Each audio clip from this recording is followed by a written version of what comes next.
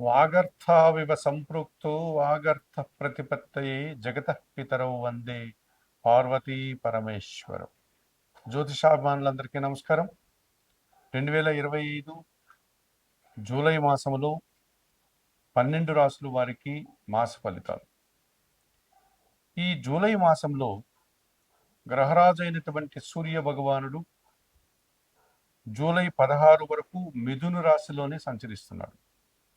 July నెల 16 తర్వాత ఆయన కర్కాటక రాశిలోనికి ప్రవేశించి తన యొక్క సంచారాన్ని అక్కడ కొనసాగిస్తాడు.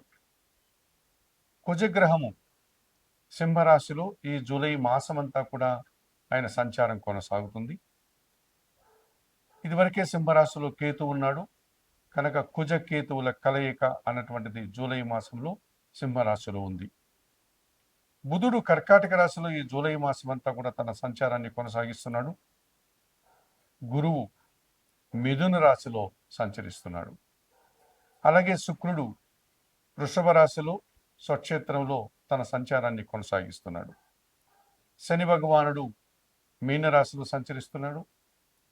రాహువు కుంభరాశిలో, కేతువు సింహరాశిలో. ఈ రాహుకేతువులు ఇద్దరు కూడా రాహు కుంభరాశిలో, కేతువు సింహరాశిలో సంచరించడం వల్ల కర్కాటక, సింహ, మకర, కుంభరాశుల వారికి ప్రబల కాలసర్పదోషం ఉంది.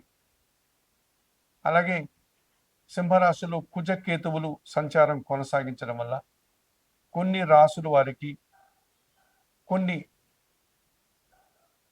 అనుబంధాలతో కానీ, కొన్ని సంస్థలతో కానీ, లేక కొన్ని పనిచేసేటువంటి కార్యాలయాల్లో కానీ ఎడబాటు ఏర్పడ్డం,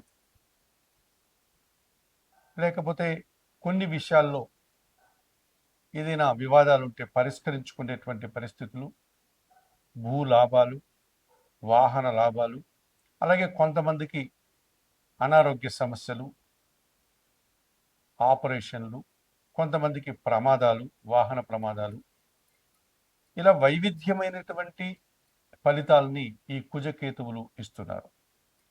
దీంతోపాటు దేశ గోచరాన్ని అనుసరించగన పరిశీలిస్తే విమాన ప్రమాదాలు, అలాగే వాహన ప్రమాదాలు, సునామీలు, భూకంపాలు, మనకు పరిసర ప్రాంతాల్లో ఉన్నటువంటి దేశాల్లో యుద్ధ వాతావరణం, ఇవన్నీ కూడా చెప్పుకోదగ్గ అంశాలుగా ఈ కుజకేతువులు కలిసి ఉన్నంత కాలంలో జరిగేటువంటి అవకాశాలు మనకు కనిపిస్తున్నాయి. ఇదివరకే కొన్ని ఉదాహరణలు కూడా మనకు జరగడం జరిగింది, మనకందరికీ తెలిసిన విషయాలే. జూన్ 26వ తారీఖున ఆషాఢ మాసం ప్రారంభమైంది. ఇది జూలై మాసం కనుక జూలై మాసం 24 వరకు కూడా ఈ ఆషాఢ మాసమే కొనసాగుతుంది. ఆషాఢ మాసంలో నూతన వధూవరులను ఒకే ఇంటిలో ఉండకుండా వేరు చేసేటువంటి సాంప్రదాయం కూడా మనకుంది. నూతన వధువును వారి అమ్మగారింటికి అనగా పుట్టినింటికి పంపించడం, అలాగే అల్లుణ్ణి అత్తగారింటికి రాకుండా చూసుకోవడం అనేటువంటి సాంప్రదాయాలు కూడా మనకు ఆషాఢ మాసంలో కనిపిస్తుంది. ఈ ఆషాఢ మాసంలో మహాలక్ష్మీదేవికి, మహావిష్ణువుకి పూజలు నిర్వర్తించి విశేషమైనటువంటి పుణ్యఫలాలను అందుకునేటువంటి సాంప్రదాయం కూడా మనకుంది. అలాగే ఆషాఢ మాసంలో ఉగ్రదేవత అర్చన కార్యక్రమంలో భాగంగా వారాహి నవరాత్రులు ప్రారంభించి ఆ కార్యక్రమాలు కూడా నిర్వహించేటువంటి ఆనవాయితీ ఉంది. ఇక 25వ తారీఖున, జూలై నెల 25వ తారీఖున శ్రావణ మాసం ప్రారంభమవుతుంది. ఆధ్యాత్మిక విషయాలకు కానీ, భక్తికి సంబంధించినటువంటి విషయాల్లో కానీ చాలా పవిత్రమైన మాసంగా మనం ఈ శ్రావణ మాసాన్ని పరిగణిస్తూ ఉంటాం. శ్రావణ మాసంలో మనకు శివకేశవుల భేదం లేదు కనుక శివపార్వతుల పూజలు, అలాగే మహావిష్ణువు, మహాలక్ష్మీదేవుల పూజలు నిర్వహించేటువంటి సాంప్రదాయం ఉంది. శ్రావణ మాసంలో ప్రతిరోజు కూడా పవిత్రంగా భావించేటువంటి పరిస్థితి మనకు కనిపిస్తుంది. శ్రావణ సోమవారాల్లో, అలాగే శ్రావణ శుక్రవారాలు, పౌర్ణమి రోజు, వరలక్ష్మి మహావ్రతం, ఇలా అనేకమైనటువంటి పర్వదినాలు శ్రావణ మాసంలో మనకు వస్తాయి. అటువంటి పవిత్రమైన శ్రావణ మాసం కూడా మనకి ఈ జూలై మాసంలో ప్రారంభమవుతుంది.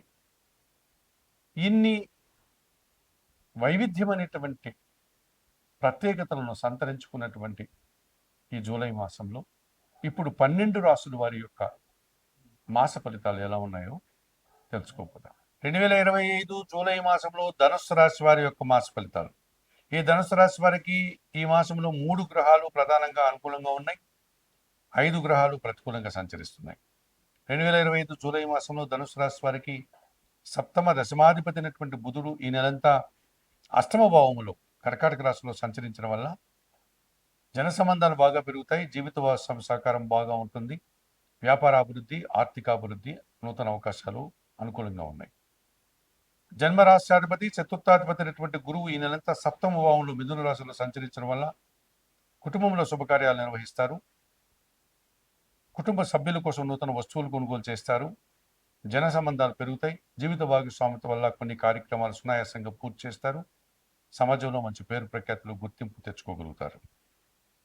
తృతీయ భావంలో రాహు సంచారం ఉంది ఈ నెలంతా, జన సహకారం బాగా ఉంటుంది, విదేశీ వ్యవహారాలు బాగుంటాయి, నూతన వ్యాపారాలు అనుకూలంగా ఉంటాయి, నూతన వ్యక్తుల పరిచయం కానీ పదోన్నతులు కానీ అందుకోగలుగుతారు. 2025 జూలై మాసంలో బుధ, గురు, రాహువులు ఈ ధనుసు రాశి వారికి అనుకూలంగా సంచరిస్తూ అధిక లాభాలను అందిస్తున్నాయి. భాగ్యాధిపతి అయినటువంటి సూర్యుడు ఈ నెలంతా కూడా సప్తమ భావంలో మిథున రాశిలో సంచరిస్తున్నాడు గనక తండ్రితో మనస్పర్ధలు కానీ అధికారులతో మనస్పర్ధలకు కానీ అవకాశం ఉంది. అనారోగ్య సమస్యలు కూడా ఇబ్బంది పెట్టే సూచన కనిపిస్తుంది.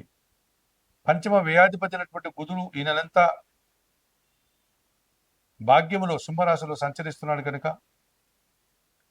మీ ఆలోచనలు కొన్ని కలిసి రావు, భూవాహన సమస్యలు ఇబ్బంది పెడతాయి, ఖర్చులు అధికమవుతాయి. షష్టమ లాభాధిపతి అయినటువంటి శుక్రుడు ఈ నెలంతా షష్టమ భావంలో వృషభ రాశిలో సంచరిస్తున్నాడు. పోటీ ప్రపంచంలో కాస్త వెనకడుగు వేస్తారు, సృజన సహకార లోపం వల్ల కాస్త నష్టాన్ని చవి చూస్తారు.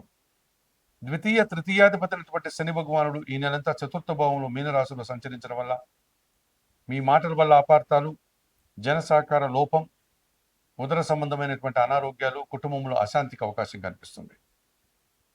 భాగ్యములో కేతువు సంచరిస్తున్నాడు. తండ్రి ఆరోగ్య విషయంలో జాగ్రత్తలు, కొన్ని నిరాశ, అశాంతికి అనుకూల వాతావరణం కనిపిస్తుంది.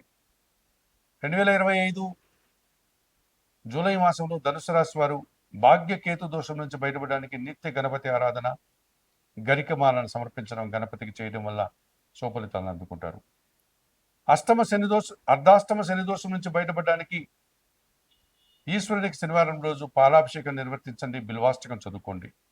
షష్టమ శుక్రదోషం నుంచి బయటపడడానికి లక్ష్మీదేవి దర్శనం, మహాలక్ష్మి అష్టకం పారాయణం. భాగ్యములో కుజదోషం ఉంది, సుబ్రహ్మణ్య స్వామి ఆరాధన, సుబ్రహ్మణ్యాష్టకం చదువుకోండి. సప్తమ రవిదోషం నుంచి బయటపడడానికి సూర్యారాధన, సూర్యాష్టకం చదువుకోవడం వల్ల మరింతగా మంచి ఫలితాలు అందుకోవడానికి అవకాశం ఉంది.